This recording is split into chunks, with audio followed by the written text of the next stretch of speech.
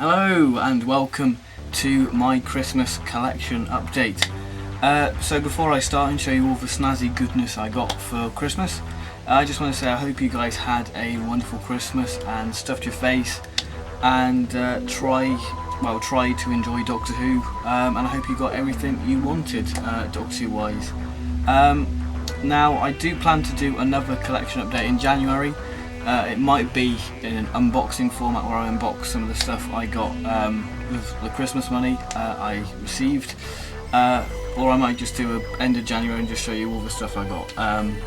It depends really, if the parcels come in time at the same time and all that. But anyway, that's a different matter and I'll cross that bridge when the time comes. But for now, let us focus on the Christmas goodies. So I'm going to start off with a DVD, and that is The Underwater Menace. Yes, now we waited ages for this because of it being pushed back and it was cancelled, and it finally got released back in October, and people who've bought it said it's not worth the money, and yeah, I think that this is a bit of a cheap DVD release. I mean, if we look at the back, we've got pictures of telly snaps, what aren't exactly the best quality. I mean, I'm fine with them using telly snaps on the back, but they could have at least used better quality images.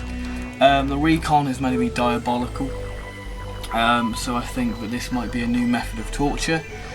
So I wish people luck who have got this. I mean, the only thing what redeems this release is probably the special features. Really, I mean, the only special feature what sort of interests me is the Television Centre of the Universe, which was first sort of on the Visitation Special Edition, which was a fantastic documentary about the BBC Television Centre. But I think alcohol may be required for the recons because the recons don't sound very good. So this, like I said, could be a new method of torture for Doctor Who fans. Yeah. Going to be an interesting one. Now onto figures. I got the black shirted Capaldi and the black dress Missy variant, and the purple Missy, which is probably the most sort of trademark Missy outfit really. And then obviously I got the fantastic Night of the Doctor 8th Doctor, which I have to say is probably my favourite figure from the collector's series so far. I mean, it's got a new sculpt of the sonic screwdriver, which is just fantastic. And I just really love this figure, probably one of my favourites actually. Then I got the Pointless Clara, just for collector reasons I suppose, and the purple shirt Capaldi, and the new flight control TARDIS, which is absolutely gorgeous when it's all lit up, and it's just a real treat to look and just think, wow, isn't that a beautiful bit of merchandise. So those are the figures I got. So now let's go on to a lovely right for Big Finish. I got 1963 Assassination Games. Now I picked up the fanfare of the Common Men in the Big Finish Top 20 sale, so I'm sort of intrigued of getting the rest of the trilogy. I just need to get the Space Race and that trilogy is complete, but I thought this would be quite a nice story to sort of look into the countermeasures teams to see whether I like them and whether I should look into getting the countermeasure range really. I know part 1 of this is available on Big Finish's SoundCloud, so you can check that out if you want. But I think this will be quite an interesting one. It seems like it might be a third Doctor sort of style story. So there we have Assassination Games. Then we have the most recent monthly range story, You Are the Doctor. I've listened to a little bit of this, and I've got to say this is one of those unique audios. I mean, the title sort of gives it away. It's like a sort of Decide Your Destiny sort of audio. The first story is anyway. I haven't finished it really, so from what I've listened to, it's sort of like a Decide Your Destiny audio, so it's very unique in that concept. So John Dorney has been clever as ever. I think this is probably one of his clever scripts, much like The Red Lady. But yeah, I'm intrigued to see what the other three anthology stories are like, and I look forward to sort of listening to the rest of that. So it's going to be quite an interesting review. You Are the Doctor. Then I got the Book of Kells, an 8th Doctor audio, and the only entry for the 8th Doctor in this collection update. Yeah, it'd be quite interesting to see how this certain character plays in the story. If you don't know who the villain is, I'm not going to spoil it. But yeah, I think it should be a good story because I do enjoy the 8th Doctor range. Then I got some early adventures. I got The Forsaken. This seemed like it'd be a good character story for Ben, because I love Elliot Chapman's Ben impression or interpretation, whatever way you want to class it as. But this is probably my most anticipated release of the Early Adventure Series 2. I just think the cover is just beautiful. It's so simple, and the flash of red just makes it really striking, and it's got like a ring wraith from Lord of the Rings, I think, but Patrick Troughton's going to Middle-earth. Sadly, that's not the case. But yeah, I think it's going to be quite a good story. Justin Richards is a pretty good writer, so I've got faith within this, and it'd be interesting to see what he does with the Second Doctor, because I haven't really got many Second Doctor audios. Then we have the most recent early adventure, The Black Hole. Now this, I think, seems quite a controversial audio with some of the ideas and laws what are laid down in this story, because where this story is placed within the Second Doctor timeline, and what it does with sort of a Time Lord. So I think that this is going to be quite an interesting release to listen to, and be quite controversial.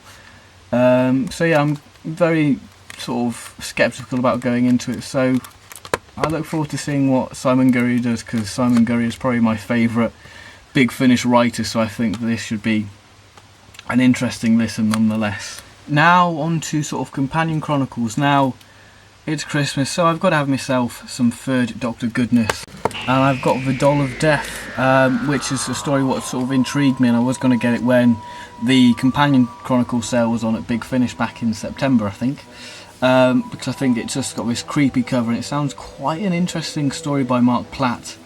And from what I've heard of it, it seems a very good story. And Mark Platt is a very good writer, even though he's been a bit off recently with the Galileo Trapping Planet of the Rani, where he's sort of been a bit average story. So this is when Mark Platt was, I think, on top form.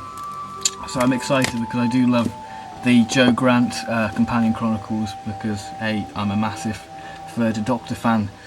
Probably the most popular companion chronicle, The Mahogany Murderers. Yes, the Jago and Lightfoot companion chronicle. I've listened to this and I absolutely love it. It's a tremendous story, and I cannot wait to dive into the Jago and Lightfoot range, because I think that it's going to be a real treat, and I just think that the way this audio is told and done is a very nifty and clever idea. With Jago and Lightfoot just sat in the Red Tavern, retelling this sort of their investigation, and I think that it's a very good and clever story, and I think that that's Mahogany Murderers links in with the Series 1 story. Next up we have a Second Doctor companion chronicle, The Emperor of Eternity. Yes, this one intrigued me the most out of all the Second Doctor companion chronicles, because it's from my sort of favourite era of the Second Doctor, Season 5.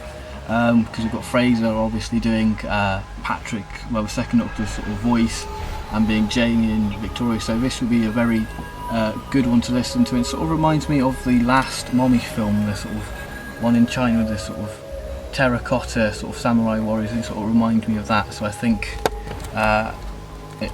that's what sort of intrigued me by it, really.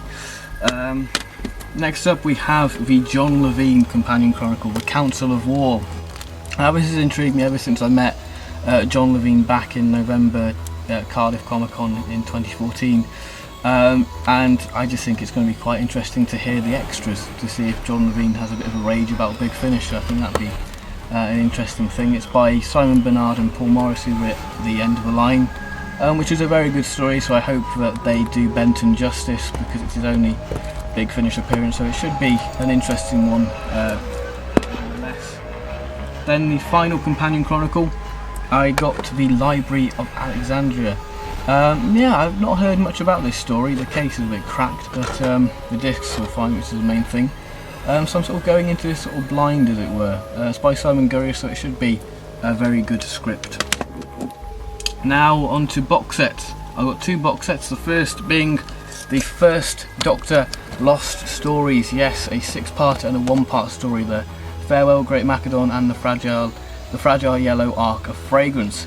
I've been recommended this by a couple of YouTubers, and I finally picked up, so I cannot wait to listen to this because I've only heard good things about this box set, so it should be very interesting to hear this story, because it's going to be quite interesting listening to a pure historical Big Finish Hartnell story. So yeah, very interesting.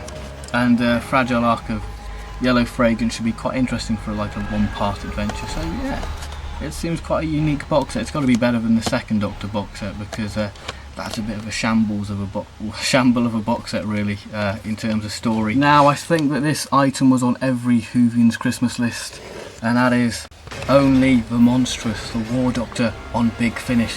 Isn't that exciting? It seems so strange, and it just seems weird seeing John Hurt on an audio. I think this was a stuff of dreams, and to think that this was announced in October and it's released in December, that's just crazy how quick that this has been released. Obviously they've pre-recorded it all.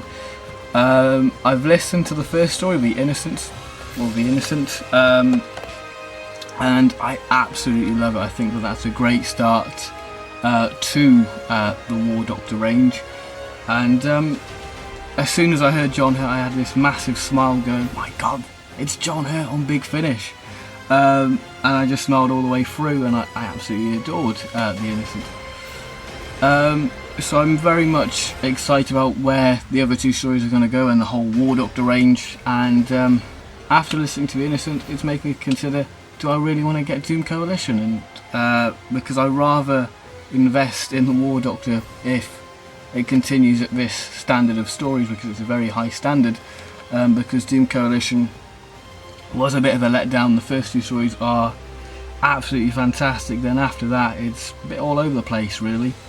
So I'm just sort of thinking, I think the War Doctor might be a better investment, and better investment of my time as well. So I think that this is going to be very much like Dark Eyes 1. This is going to be the strongest box set out of all the War Doctor stories, because it's by one writer, because he knows where he's going to take the War Doctor, whereas I think Infernal Devices might be a bit all over the place because of having different writers. Nonetheless, I still expect good stories. That's what you always should expect with Big Finish, good stories, but I think that this is probably going to be the strongest box set for me, because it's by Nick Briggs, who wrote the first Dark Eyes box set, and let's be honest, that is the best Dark Eyes box set they ever did. So that's why I think that this is going to be the best version of the War Doctor adventures, unless Nick Briggs does the final box set or write the third one, but I doubt he'll be doing like the whole box set like the first one. So yeah, expect a review of this over the next couple of months, I suppose. I haven't really got a schedule planned, but I'm definitely considering reviewing this. So yeah, there we have it, Big Finish. So the mysterious big item is this, the Sonic Screwdriver 12th Doctor version, which I absolutely love. It's just fantastic, because this, I've always wanted a replica of this model of screwdriver, because it's my favourite. I just adore it, because I just love the way the 11th Doctor used it, and I just fell in love with it. I know the 11th Doctor overused it, you know, because it just become a nifty way of getting out of tight situations, and just become a bit of a thing, sort of a plot device to get the Doctor out, you know, in certain stories like The Power of Three, just a Sonic ending. But I just love it because it's just a flick, and it's quite a weighty thing, and I just love this because I'd rather pay, you know, 60 quid for this than, you know, 600 quid, because this actually has a purpose. Because A, I know it's not exactly dead on like the screwdriver itself, but the fact is that you can use it as a TV remote, and it can be used as a prop, because it's got this thing called effects mode, where it can be used as a cosplay item and just a prop really.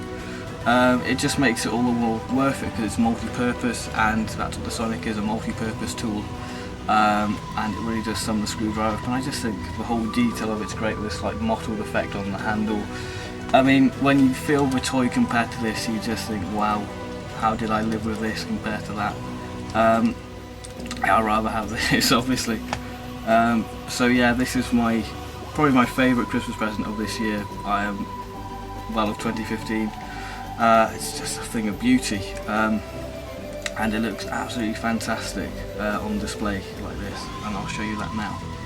So there it is on display, and it just looks fantastic on display. And then we have the other Sonics there, which is just great. So that's sort of pride and place on my little shelf area, so that's fantastic. So there we are, that's been my Christmas collection update. Hope you guys have enjoyed it, and I'll see you in a review probably. Probably Big Finish, knowing me. So there we are, thank you very much for watching. Hope you guys again had a Merry Christmas and just had a lot of fun, and I'll see you soon. So for now, take care, stay awesome.